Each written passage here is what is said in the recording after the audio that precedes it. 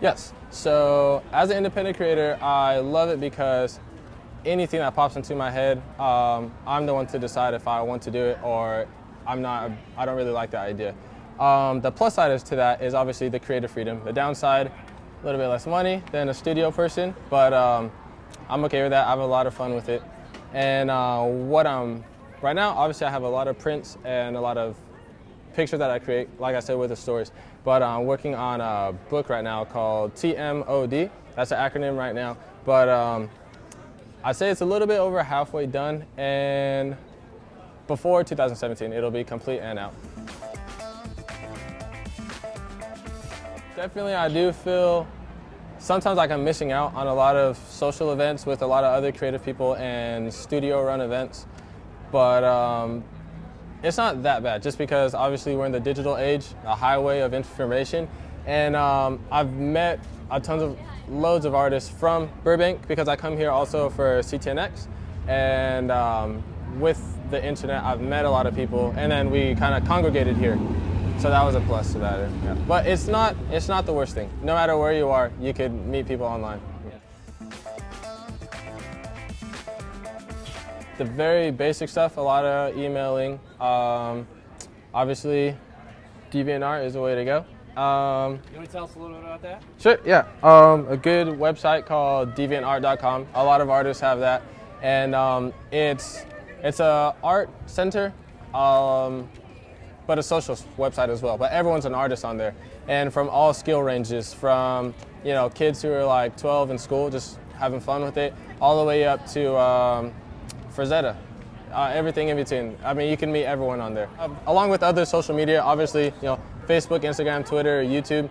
These are just all different ways, and each one serves its own purpose. So, obviously YouTube, you could dive into video and making vlogs and get a bit more personal with people. And then like Instagram, it's just pictures, really quick. If you like, a lot of people put out their sketches there, and that's a good way to learn about the background. Some of your favorite creators, you can learn about some of their background work.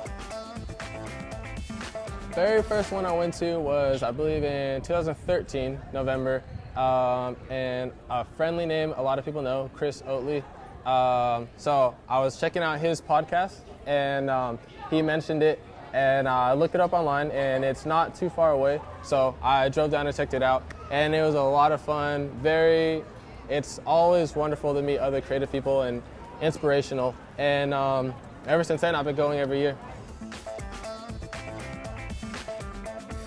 And back in February, because I'm on the mailing list for CTN, and I just caught wind of it, and it's a good venue. I've never done an outside show like this, and obviously there's a lot of people here, so I thought it would have been a silly decision if I didn't come.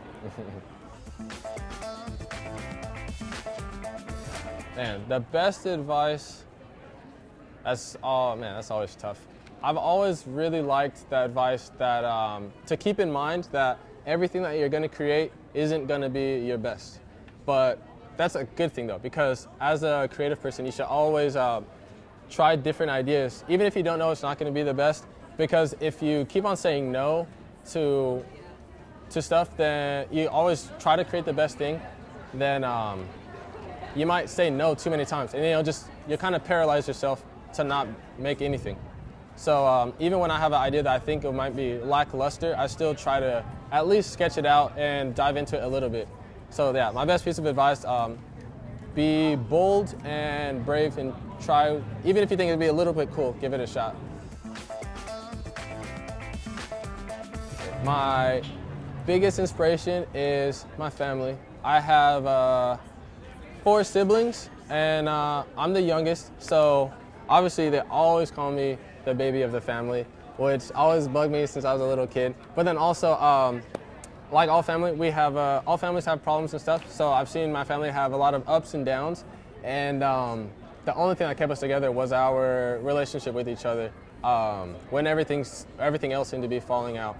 But so yeah, when I am creating things, I want to obviously make my situation better so I can make their situation better, and even that alone is enough.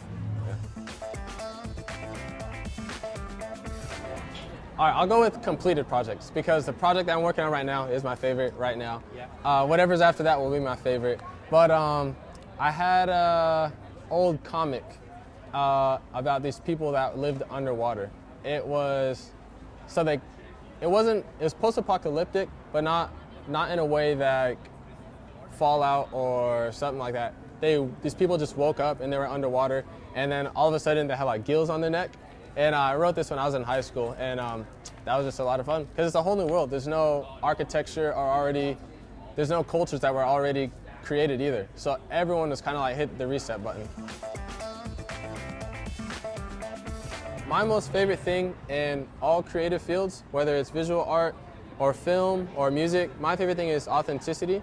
So make something that you could speak from directly from your own experience. And it could be analogous to something else. So take the movie 300, for example. I bet there's situations right now, like people in Iraq, the story in 300 could be analogous to their own experience right now. So they would be in a position to create something like that just because it's their own personal experience. But I got kind of confusing, but authenticity is my favorite thing in creativity.